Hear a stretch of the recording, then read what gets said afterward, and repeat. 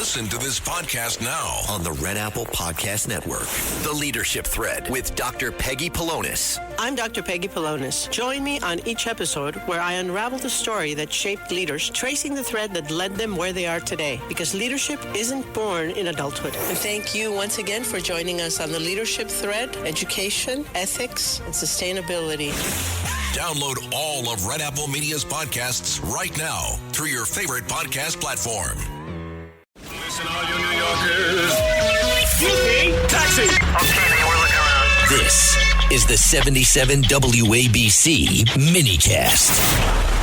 Welcome to the Stone Zone. Tonight I thought we'd go straight from the shoulder politics and bring in what we used to call an old-time Democrat. This is more of a JFK, Harry Truman Democrat, a moderate Democrat who I think was very unfairly treated, but he came up the chairs. He was the assistant state's attorney for Cook County, Illinois. He served in the state legislature in 1996, was elected to the U.S. Congress, and then he became the first Democrat governor elected in Illinois in 26 years. I believe that he was railroaded to a long prison sentence, from which President Donald Trump ultimately gave him a full and unconditional pardon, for which I advocated and was paid nothing for those folks over at Reuters. But I'm proud to have my friend Rod Blagojevich with me because his story is a story of grit and redemption and faith. And all he was guilty of was politics. It outrages me to this day that he was convicted in a trial in which the principal evidence against him, wiretap conversations, were not allowed to be played in court. At the same time, he was denied Barack Obama's FBI 302, which you're supposed to have all evidence against you, but that's still sealed by the Department of Justice. I'm hopeful that Deputy Attorney General Todd Blanche will do something about that. I believe he will. And let's get to the bottom of this case. Let's bring the man on himself, Governor Rod Blagojevich. Governor, how are you this evening?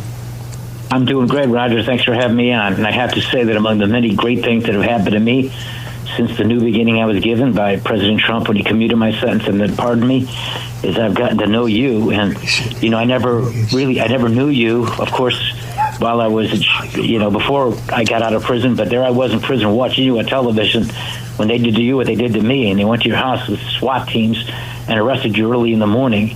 And there you were, defiant and strong, and you did the Nixon thing. And it was love at first sight from my point of view for you, Roger, because as you know, I've long admired President Nixon. Well, I mean, look, you are a fighter, and you are in a tradition of an old-time Democrat. You also casually admit that you strongly supported President Trump's reelection. I mean, people don't really realize if the president at first commuted your sentence, which left you no longer had to, ending the 8 years incarceration, 8 hard years in prison, for refusing essentially an order by Barack Obama to place Valerie Jarrett, who may or may not be a foreign asset, in the U.S. Senate. And that's the real crime that they sent you to prison for. I've studied this case extraordinarily, and that's why I think Obama's comments in this interview may be interesting to you. They're a little long, but let's roll them. We're waiting for an extraordinary situation in which Barack Obama, speaking to CBS, said that essentially the Department of Justice shouldn't be weaponized and the Attorney General should not act essentially as a hitman for the president, which is just, to my opinion, Governor, I know what you think, that has to be the greatest single hypocrisy in American history. Yes, it is, and it's just another example of projection. In other words, Obama is projecting onto others what he himself does and what the people around him have done to the magnitude never before seen in American history. And the whole idea of weaponization and lawfare and undoing the will of the people by the abuse of the justice system and bringing criminal prosecutions against political rivals, which is what the Biden administration did to President Trump and which other Democrats did in other places like New York and Georgia, and Jack Smith and the case with the documents. All of this is part and parcel of the seeds that were planted by Obama. And I believe it started with my case. The whole thing began, my issues, when Obama sent an emissary to me on election night, November 2008. I was a Democratic governor. I was the first Democratic governor to endorse Obama. I've known him since 1995. We came up together in Chicago politics. I have to say I was very good to him, did a lot of favors for him. And so he wanted to make a political deal. And we talked about what kind of deal we can make. They criminalized it against me. I went to the big house for 8 years. Obama went to the White House for 8 years. And then, made a deal with those FBI agents and the prosecutors. And part of it, a lot of the truth is there in those FBI 302s, 13 pages of them. They talked to Obama, I think, the day after I was arrested. And to this day, those 302s, first of all, they were never given to my defense team, which I was entitled to, but they're redacted. Every word in those 13 pages is blacked out. And I think it's important for the American people to know what exactly he said to the FBI the day after I was arrested. Just the chutzpah here. Can we tee up Obama at this point? Well, there are a couple that I followed even though they weren't law. And I want us, we're going to have to do some work to return to this basic norm, and we probably now have to codify it. The White House shouldn't be able to direct the Attorney General to go around prosecuting whoever the President wants to prosecute. Right, because technically it's under the executive branch, technically, but the norm is that it's independent. The idea is that the Attorney General is the people's lawyer. It's not the President's consigliere. Right, even when it's Bobby Kennedy. It's Bobby Kennedy. And so two of the core principles of a democracy, we can survive a lot. Bad policy, funky elections, there's a bunch of stuff that we can overcome. We can't overcome the politicization of the criminal justice system, the awesome power of the state. You can't have a situation in which whoever's in charge of the government starts using that to go after their political enemies or reward their friends, right? So another power, maybe I'd say, would... I mean, that's what we call chutzpah. Here is a guy who helmed a seditious conspiracy that began in the Oval Office with all the conspirators, including Sleepy Joe Biden and National Security Director Susan Rice, the CIA Director and Islamic convert John Brennan, the FBI Director James Comey, the acting Attorney General Rod Rosenstein, and they planned to put in place what they admit, it was now proven in the documents released by Tulsi Gabbard. They began a seditious conspiracy in which they used evidence they knew was not legitimate, the so-called Seal dossier, and the claim that the Democrat National Committee had been the subject of an online hack, which is a total fiction, as the rationale to trigger a special prosecutor in order to bring Donald Trump down. And they knew it was fraudulent, and they got busted. That's who's lecturing you now about abuse of power. That's the greatest single dirty trick in American political history. These people actually planned to unseat a successor because the election didn't go their way. It was a coup d'etat, and they got caught. As far as presidents using attorney generals, President John Adams directed his attorney generals to bring prosecutions, as did JFK, as did FDR, as did Abraham Lincoln. He's the chief executive country, but he's also the chief law enforcement officer, and he has constitutional jurisdiction as an executive branch department over the Department of Justice. That's not to say it should be abused for political purposes, but look, I know, for example, that Richard Nixon lost to John Kennedy in 1960. In 1961 and 1962, he came up both years for a random federal tax audit. How likely do you think it is that was likely?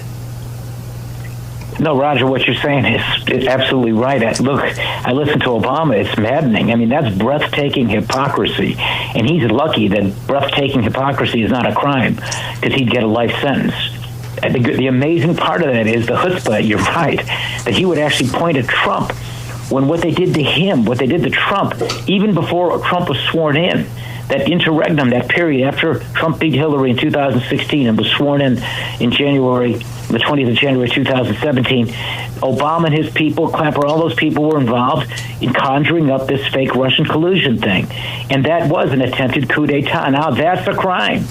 And that's the sort of thing that the new president, the current president, has a responsibility and a duty to look into, because this is exactly the sort of thing that will destroy our freedoms. And so when Obama talks like that, it's almost like, he's pretending not to be Putin when this is the kind of stuff Putin would do. I don't really understand where the progressive Democrats, who have clearly taken control of the machinery of the Democrat Party, the progressive/socialists, think that I don't see the appeal. I don't see their platform. I understand the argument they're making. We know they hate Trump. We understand that. We know that they aren't that patriotic, that they like to fundamentally change America. I think America's pretty damn great the way it is. If everybody obeyed the law, it'd be even better, particularly if everybody obeyed the Constitution. But the arrogance of these people to think that voters are so stupid that we've forgotten that they spied on the President of the United States. We thought that we would forget that they abused the FISA courts. We think we would forget that they essentially fabricated evidence to frame a president, and then they weaponized with partisan Democrats. The four prosecutors, every prosecutor in my case had worked for Hillary Clinton. Every one of them had a motive. When my lawyers pointed out that the prosecutor in my case had represented Hillary Clinton herself and the Clinton Foundation in the famous fight over her emails, she should have been immediately fired, and the judge ruled that it was not a conflict, if you can believe such a thing. So that's who pursued. That was my pursuing. This woman had all the charm of a North Korean prison guard, let me tell you. So, look, Roger, we've both been on the wrong end of weaponization and lawfare. President Trump's been on the wrong end of that in an unprecedented way, what they did to him. And most of the American people saw through it. Half the country, of course, our country is so divided, and no matter how obvious certain things are, there are just some people, these Democrats and other people who hate Trump, are never going to allow themselves to try to objectively stay away from this. But this isn't a Democrat issue. It's not a Republican issue. This is an American issue. This goes to the very heart of our freedoms in a country that's all about self-government, our right to choose our leaders in elections that are free and fair, and not have these unelected bureaucrats with fancy law degrees and uncontrolled power and unlimited resources have the ability to undo the will of the people by going after the elected president of the United States or the leading candidate from the other party, the opposition party, which is what happened to Trump the second time around. The first time was after he had won. They did this twice to Trump. And it would be wrong of President Trump, and I know he's going to do the right thing. He's already doing it, and his administration, a little bit late, but they're beginning to gin up and develop the momentum that's necessary to do what they have to do. If we're going to save our country and save our democracy, this isn't vengeance. This isn't the use of the Justice Department to go after your political enemies. This is holding those people who've done that accountable for having done that. They're the ones who are threatening our freedoms and our democracy. And if we don't stop it and make an example of them and bring them to account, we're going to lose our democracy. Because what's going to happen is one party does it, then the next party wins, they do it, and it's going to be an endless stream of this building up and getting worse and worse, and suddenly we're no longer the United States, we're Russia or China or Iran. Extremely well put. I want to thank our guest, Governor Rod Blagojevich. Rod Blagojevich came up through the chairs of the Cook County machine, but he was also, as he told me many times, a great admirer of Richard Nixon. He actually met Richard Nixon. He's a Democrat governor who never raised taxes on the working class families of Illinois. It's an anomaly. J.B. Pritzker wanted to get to him today, but that's a big subject, if you know what I mean, and therefore we won't be able to kick it around. But unfortunately, another police officer has been killed in Pritzker's, Illinois. It is really a tragedy. It really is a horrific tragedy. Thanks, Rod, for joining us. Thank you, Roger. Appreciate it. listening to the Stone Zone. When we get back, I think John Brennan may be in the hot seat. John Brennan is, of course, the CIA director, was one of the major orchestrators of the Russian collusion hoax. He slipped it into the footnotes of the president's intelligence briefing so that he could justify and rationalize FISA warrants in a special counsel that he knew was unwarranted based on false information, but based on information that had already been debunked. But we'll talk about that when we get right back. 77 WABC and Bergen Newbridge Medical Center honor the life of legendary broadcaster and our friend, Ernie Anastas. Hi, it's Ernie Anastas. You know, your thoughts can affect how you feel. Bergen Newbridge Medical Center is the largest hospital in New Jersey, providing comprehensive, equitable, compassionate, and high-quality emergency inpatient and outpatient medical care, plus mental health services and substance use disorder treatment. The Bergen Newbridge team can address your total health needs in one convenient location. Call 201-225-7130 for an appointment or newbridgehealth.org.